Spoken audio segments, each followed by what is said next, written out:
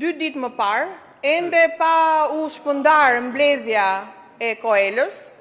Ministri Toni Gogu doli në një konferencë për mediat dhe dha lajmin e mirë që raporti i piketave të ndërmjetme i bar ishte miratuar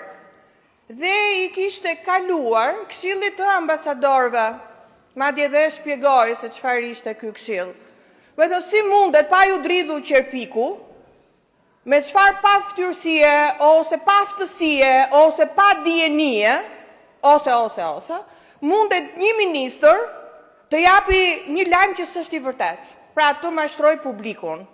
Unë nuk di ta them se me çfarë kurajo mund të dalësh, sepse të paktën 3 vende, dhe ky është një burim i sigurt, të paktën 3 vende anëtare nga 27 kanë pasur probleme me grup kapitullin e parë, ku janë 5 kapituj, të cilat nuk e kanë miratuar, e kanë shtyrë të paktën për të premten. Pra, deri të premten, Ministri Gogu mund të kishte pritur për të dhënë atë lajmin e mirë që në fakt të gjithë e presim.